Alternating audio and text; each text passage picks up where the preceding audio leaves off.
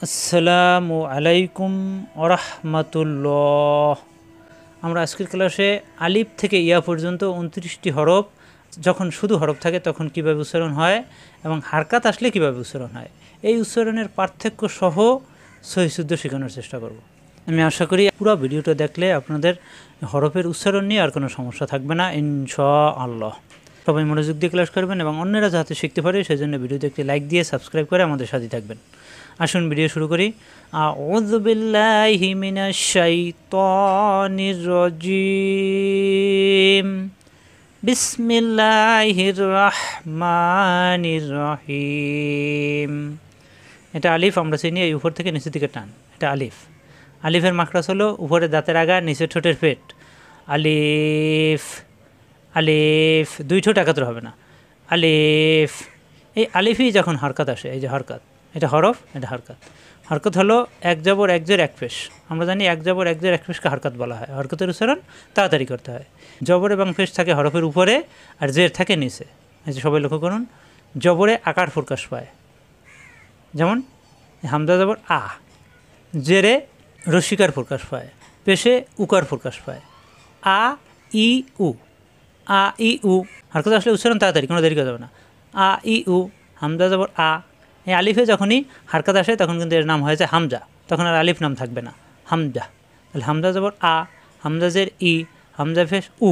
এই যে হামজা, এই হামজা জবর আসলে যেরকম হামজা জবর আ হবে, আলিফেও জবর আসলে হামজা জবর আই হবে। সবাই লক্ষ্য করুন, হামজা এবং আলিফ একই যখন হারকাত থাকবে, অর্থাৎ জবর জের পেশ হলে আলিফে এই হামজার মতোই উচ্চারণ হবে। আশা করি ক্লিয়ার। হামজা জবর আ, হামজা জের ই, হামজা ফের উ।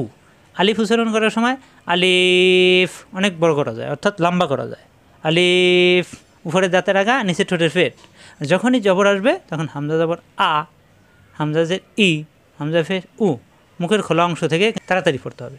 আ ই উ, আ ই উ। যে বা অক্ষরটা দেখুন, নৌকার মতো দেখা যায়, নিচে একটি ফোঁটা বা। দুই ঠোঁট একাত্র করে ছেড়ে দিলেই হয়ে যায় বা। এই বাটাকে লম্বা করা যাবে, শুধু বা লম্বা করা যাবে, কোনো সমস্যা নেই, বা লম্বা করা যাবে। যখনই জবর আসবে, অর্থাৎ হারকাত যখন আসবে, এখানে আছে হরফ, যখনই হারকাত আসবে, অর্থাৎ এক জবর এক জের এক পেশকে হারকাত বলা হয়, তখনই উচ্চারণ হয়ে যাবে তাড়াতাড়ি। এখানে কিন্তু লম্বা করতে পারতেছি আমরা বা। এখানে কিন্তু বা জবর বা, কোনো লম্বা করা যাবে না। বাজের বি, জবর আসলে বা, জের আসলে বি, পেশ আসলে বু। বা বি বু, বা বি বু, বা বি বু, কোনো দেরি করা যাবে না। সবাই লক্ষ্য করুন, দুই ঠোঁট থেকে উচ্চারণ বা, দুই ঠোঁট থেকে উচ্চারণ বি, দুই ঠোঁট থেকে উচ্চারণ বু, বা বি বু। আর এখানে বা লম্বা করা যায়। এই বা এবং এই হারকত লাগানোর পরে যে পার্থক্য, এই পার্থক্যটা করতে পারলে কোরআনুল কারীম পড়া অনেক সহজ হয়ে যাবে। এরপরে আসুন তা। জিহ্বার আগা উপরে দুই দাঁতের গোড়ায় লাগিয়ে ছেড়ে দিলে হয়ে যায় তা। এখানে কিন্তু লম্বা করা যাবে, তা, তা লম্বা করা যাবে। যখনই হারকত আসবে, এটা হরফ, যখনই হারকত আসবে এখন কিন্তু আর লম্বা করা যাবে না। তা যাবর তা, জিহ্বার আগা উপরে দাঁতের গোড়ায়। তাদের তি, জিহ্বার আগা উপরে দাঁতের গোড়ায়। তাপেশ তু, জিহ্বার আগা উপরে দাঁতের গোড়ায়। মাকড়াস ঠিক রেখে উচ্চারণ করতে হবে, আর হারকতের উচ্চারণ তাড়াতাড়ি। তা, তি, তু, প্রত্যেকবার জিহ্বা উপরে দাঁতের গোড়ায় লাগাবেন, উচ্চারণ সঠিক হয়ে যাবে। তা, তি, তু, তা, তি, তু, কোনো দেরি করা যাবে না। জবর আসলে তা, জের আসলে তি, পেশ আসলে তু। তা তি তু, তা তি তু। সা, উপরে দুই নক্তা থাকলে তা, আর উপরে তিন নক্তা আসলে সা, নিচে এক নক্তা থাকলে বা। একই রকম দেখতে তিনটা হরফ। বা নিচে এক নক্তা, তা উপরে দুই নক্তা, সা উপরে তিন নক্তা। সা নরম করে উচ্চারণ, জিহ্বার আগা উপরে দাঁতের আগায় লাগিয়ে সা, সা। এখানে কিন্তু একটু টান দেওয়া যায়, সা, সা। যখনই হারকত আসবে, এক জবর এক জের এক পেশকে হারকত বলা হয়, হারকতের উচ্চারণ তাড়াতাড়ি। সা জবর সা, জিহ্বার আগা দাঁতের আগায় লাগিয়ে কিন্তু সা। সাজের সি, জিহ্বার আগা দাঁতের আগায়। সাপের সু, জিহ্বার আগা দাঁতের আগায়। প্রত্যেকবার মাকড়াস ঠিক থাকবে। জবর আসলে সা, জের আসলে সি, পেশ আসলে সু। সা সি সু, মাকড়াস ঠিক রেখে, প্রত্যেকবার মাকড়াস ঠিক রেখে। সা সি সু, সা সি সু, কোনো দেরি করা যাবে না। এটা জিম আমরা চিনি, জিম হা খ একই রকম দেখতে। নিচে নক্তা জিম, নক্তা ছাড়া হা, উপরে নক্তা আসলে হয় খ। এটা জিম, এই যে উচ্চারণের পার্থক্য দেখেন, এখানে জিম লম্বা করা যাচ্ছে, জিহ্বার মাঝখানে উপরে তালুতে চাপ দিয়ে জি, এই জিম যখন হারকাত আসে, এই যে এক জবর এক জের এক পেশকে হারকাত বলা হয়, হারকাতের উচ্চারণ তাড়াতাড়ি। জিম জবর যা, তখন কিন্তু উচ্চারণ পার্থক্য হয়ে গেছে। এখানে ছিল জিম, এখানে হয়ে গেছে যা। জিম জবর যা, জিব্বার মাঝখানে উপরে। জিম জের জি, জিব্বার মাঝখানে উপরে তালুতে। জিম পেশ জু, জিব্বার মাঝখানে উপরে তালুতে। যা জি জু, জবর আসলে যা, জের আসলে জি, পেশ আসলে জু, প্রত্যেকবার জিব্বার মাঝখান উপরে তালুতে, প্রত্যেকবার। এটা যদি ঠিক রাখতে পারেন তাহলেই অক্ষর উচ্চারণ সঠিক হয়ে যাবে। যা জি জু, মাখরাজ ঠিক। যা জি জু, প্রত্যেকবার মাখরাজ ঠিক থাকবে। যা জি জু, যা জি জু, কোনো দেরি করা যাবে না। যা জি জু, এটা হা, কোনো নক্তা নাই, হা, নক্তা নাই, হা। কণ্ঠনালীর মাঝখানে চাপ দিয়ে উচ্চারণ। হা, হা, গরম বাতাস বের হবে। হা, হা, এখানে কিন্তু একটু টানা যায়। হা, যখনই হরকত আসবে কোনো টান দেওয়া যাবে না। হা, কণ্ঠনালীর মাঝখানে চাপ দিয়ে। হাজাবর হা, হাজের হি, প্রত্যেকবার চাপ দিতে হবে। হাফেশ হু, হা হি হু, জবর আসলে হা, জের আসলে হি, পেশ আসলে হু, প্রত্যেকবার গলার মাঝখানে চাপ দিতে হবে। হা হি হু, হা হি হু। আমরা যদি জবর আসলে হা পড়ি, জের আসলে হি পড়ি, তাহলে কিন্তু ভুল হয়ে গেল। এই জন্য প্রত্যেকবার মাখরাজ ঠিক রেখে উচ্চারণ করতে হবে। হা হি হু, হা হি হু, কোনো টান নাই, হরকতের উচ্চারণ তাড়াতাড়ি। হা হি হু, হা হি হু। এটা খ, খ মোটা হরফ, কণ্ঠনালীর শেষাংশ থেকে উচ্চারণ হয়। খ মোটা হবে। খ, খ, খা হবে না, জবর আসলেও খা হবে না, খই থাকবে। খ, এখানে দেখুন যখনই হরকত আসছে তখন কিন্তু আর টান দেওয়া যাবে না। খ জবর খ, খজের খি, কণ্ঠনালীর শেষাংশ থেকে। খ পেশ খু, মোটা হবে।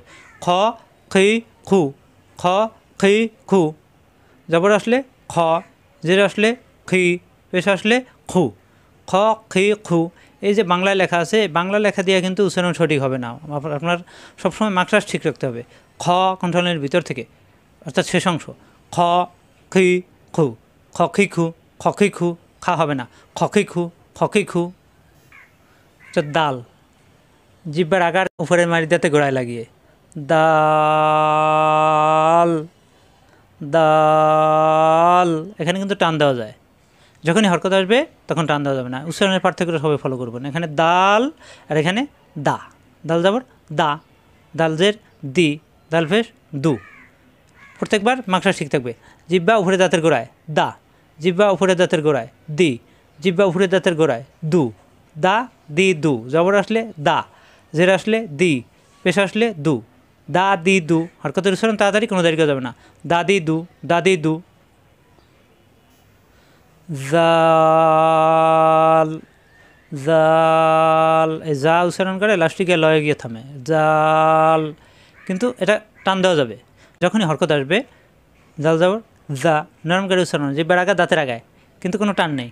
যা, জালদের জি, জাল ফের জু, জিব্বার আগা দাঁতের আগায় যা, জিব্বার আগা দাঁতের আগায় জি, জিব্বার আগা দাঁতের আগায় জু।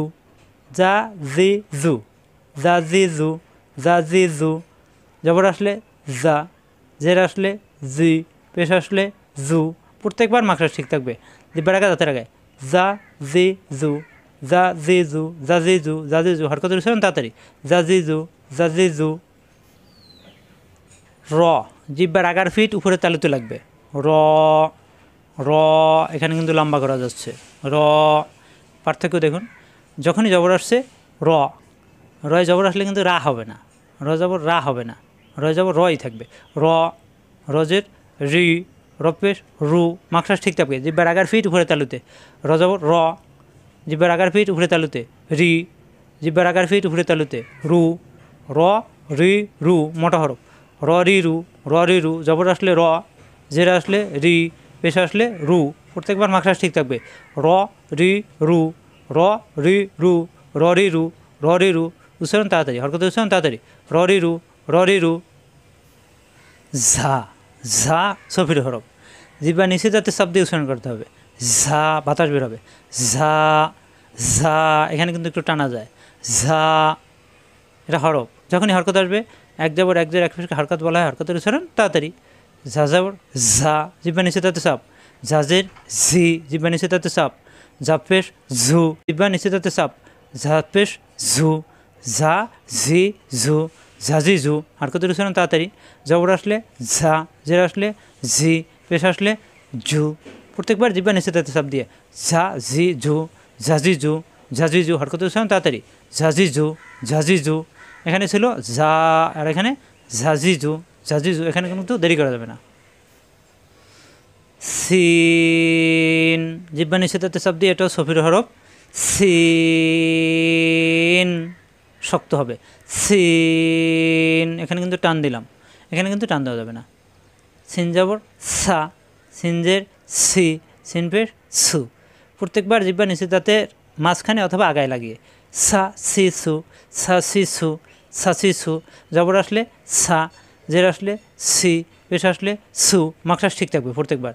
সা সি সু সা সি সু। অর্থাৎ হরকতের উচ্চারণ তাড়াতাড়ি। এক জবর এক জোর এক পেশকে হরকত বলা হয়, হরকতের উচ্চারণ তাড়াতাড়ি করতে হয়। সা শিশু সা শিশু সা শিশু। এইভাবে উচ্চারণ করতে পারলে আমাদের উচ্চারণে আর ভুল থাকবে না। শিন, শ্বাস আওয়াজ হবে।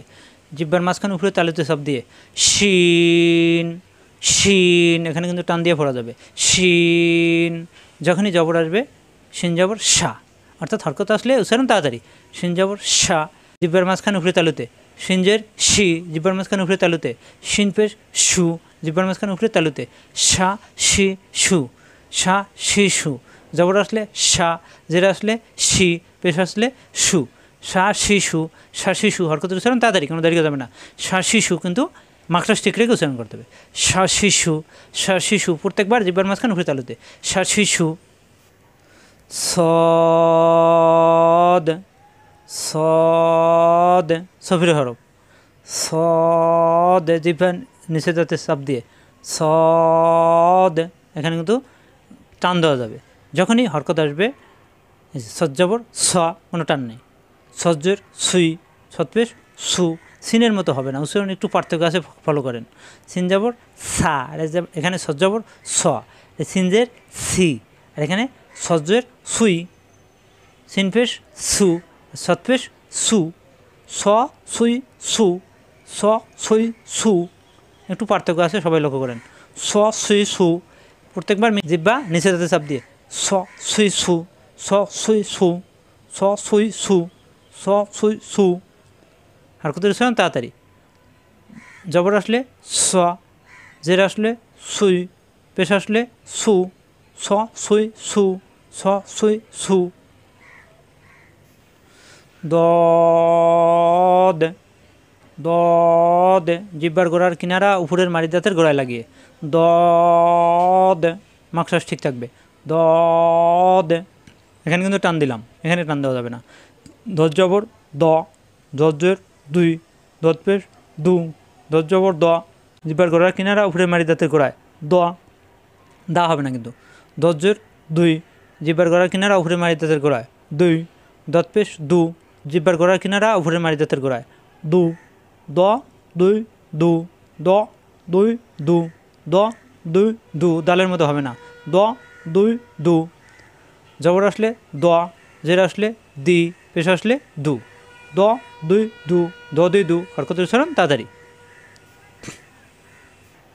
এটা ত মোটা হরফ। ত, জবর আসলে তা হয় না। ত, এখানে কিন্তু টান দেওয়া যাবে। ত, যখনই হরকত আসবে ত জবর ত, তজের তুই, তপেশ তু, ত তুই তু। তা তি তুর মতো না কিন্তু, এখানে কিন্তু পার্থক্য আছে, খেয়াল করুন।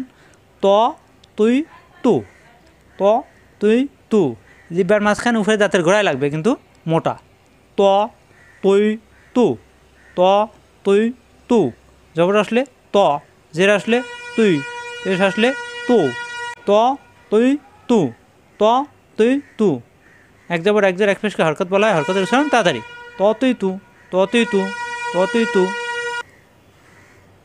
ত তুই তু, ত তুই তু, ত তুই তু, ত তুই তু। তা তি তু হবে না। ত তুই তু, ত তুই তু। জ, জ, এখানে টান দেওয়া যাবে। যে বেড়াকে দাঁতের আগায় মোটা হরফ জ। যখনই হরকত আসবে জ জবর জ, কোনো টান নেই। জের জুই, জপের জু, মোটা হরফ জ জুই জু। প্রত্যেকবার যে বেড়াকে দাঁতের আগায় কিন্তু মোটা। জ জুই জু, জ জুই জু। জবর আসলে জ, জের আসলে জুই, পেশ আসলে জু, জ জুই জু, জ জুই জু মোটা হরফ, জ জুই জু, জ জুই জু, জ জুই জু, যা কিন্তু হবে না। জিমে জবর আসলে যা, জিব্বার মাঝখানে উপরে, জালে জবর আসলে যা নরম করে, জতে জবর আসলে জ মোটা, ঝাতে জবর আসলে ঝা জিব্বা নিচে তাতে চাপ দিয়ে। এই 4টা অক্ষরের মধ্যে বেশি আমাদের ভুল ত্রুটি হয়ে থাকে। জিমে যা, জালে যা, ঝাতে ঝা, আর জতে জ। আইন, আইন কণ্ঠনালীর মাঝখানে চাপ দিয়ে, আইন যখনই হরকত আসবে এখানে টান দেওয়া যাবে, কিন্তু যখনই হরকত আসবে তখন আর টান দেওয়া যাবে না। আইন জবর হা কণ্ঠনালীর মাঝখানে চাপ দিয়ে, আইন জের এই কণ্ঠনালীর মাঝখানে চাপ দিয়ে, আইন পেশ ও কণ্ঠনালীর মাঝখানে চাপ দিয়ে, হা এই ও, হা এই ও। হরকত আসলে উচ্চারণ তাড়াতাড়ি, কোনো দেরি করা যাবে না। এই ও, এই ও। গইন কণ্ঠনালীর শেষ অংশ থেকে, গইন এটা মোটা হরফ, এখানে গইন টান দেওয়া যাচ্ছে, হরকত আসলে আর টান দেওয়া যাবে না। পার্থক্য দেখুন উচ্চারণে, গঞ্জাবর গ, গঞ্জের গি, গনফেশ গৌ, গঞ্জাবর গ কণ্ঠনালীর শেষ অংশ, গঞ্জাবর গ, গঞ্জের গি, গনফেশ গু, গ গি গু, গা হবে না, গ গি গু, গ গি গু। জবর আসলে গ, জের আসলে গি, পেশ আসলে গু, গ গি গু, গ গি গু। আর কত উচ্চারণ তাড়াতাড়ি, গ গি গু, গ গি গু। ফা, ফা উপরের দাঁতের আগা নিচের ঠোঁটের পেটে লাগিয়ে ছেড়ে দিলে হয়ে যায়।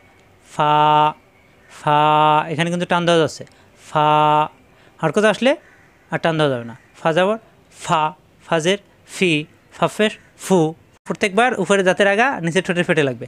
ফা, ফা যাবর ফা, ফাজের ফি, উপরের দাঁতের আগা নিচের ঠোঁটে, ফাফের ফু, উপরের দাঁতের আগা নিচের ঠোঁটে, ফা ফি ফু। জবর আসলে ফা, জের আসলে ফি, পেশ আসলে ফু, ফা ফি ফু। হরকতের উচ্চারণ তাড়াতাড়ি, ফা ফি ফু, ফা ফি ফু, ফা ফি ফু। প্রত্যেকবার মাকড়া ঠিক থাকবে, ফা ফি ফু, ফা ফি ফু।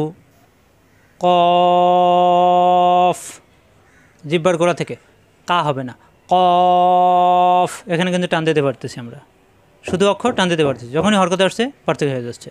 কফ জবর ক, কোনো দেরি করা যাবে না, কবজের কই, কফের কু, ক কই কু, জিব্বার গোড়া থেকে, জবর আসলে ক, জের আসলে কই, পেশ আসলে কু, ক কই কু। হরকত উচ্চারণ তাড়াতাড়ি, ক কই কু, মাকড়াস ঠিক রেখে প্রত্যেকবার জিব্বার গোড়া থেকে উচ্চারণ, ক কই কু, কা হবে না, ক কই কু, ক কই কু, ক কই কু। কাফ জিব্বার গোড়া একটু আগে বাড়িয়ে উপরের তালুতে চাপ দিয়ে, কাফ, কাফ। কাপ যাবর কা, এখানে কিন্তু টান দেওয়া যাবে, এখানে কিন্তু টান দেওয়া যাবে না। কাপ যাবর কা, কাবজের কি, কাপ পেশ কু, কা কি কু। জবর আসলে কা, জের আসলে কি, পেশ আসলে কু, কা কি কু। হরকতের উচ্চারণ তাড়াতাড়ি, কাকি কু। প্রত্যেকবার মাকড়াস ঠিক থাকবে, কাকি কু, কাকি কু, কাকি কু। এটা সহজ, আর এটা ক, এটা কা, এই পার্থক্য এখানেই। এটাকে ক অর্থাৎ এরা আকার প্রকাশ পাবে না, এটা আকার প্রকাশ পাবে, কাকিকু, কাকিকু। আর এখানে ককিকু, ককিকু, এটাই পার্থক্য। লাম, লাম,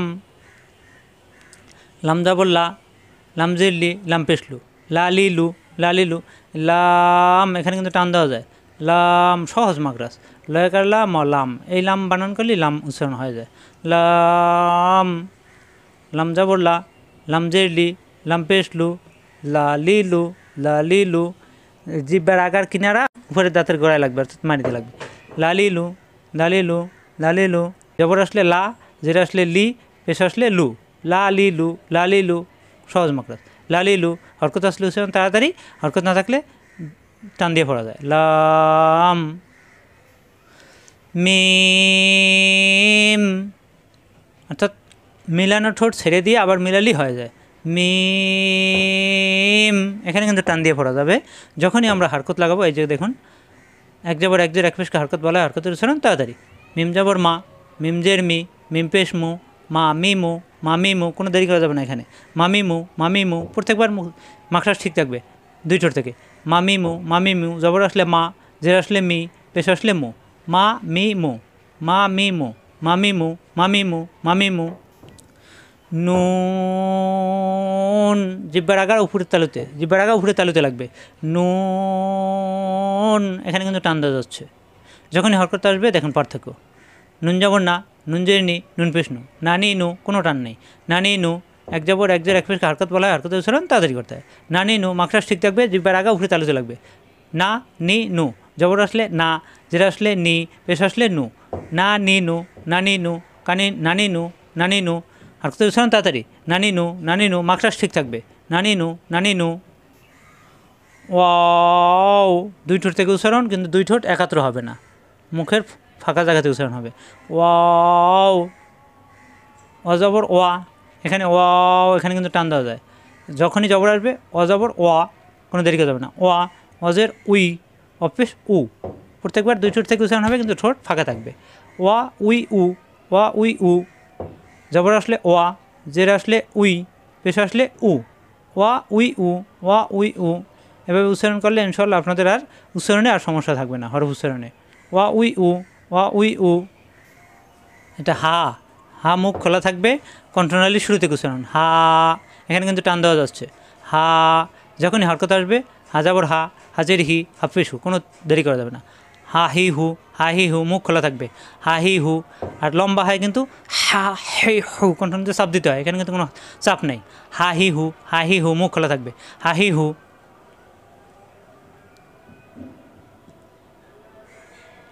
ইয়া, জিহ্বার মাঝখানে উপরে তালুতে চাপ দিয়ে ইয়া, ইয়া, এখানে কিন্তু টান দেওয়া যায়, এখানে কিন্তু টান দেওয়া যাবে না।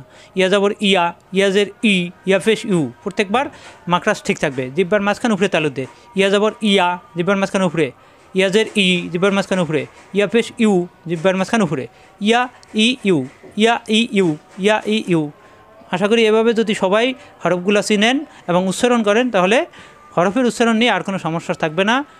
আজ এ পর্যন্তই। আসসালামু আলাইকুম রাহমাতুল্লাহি ওয়া বারাকাতুহু।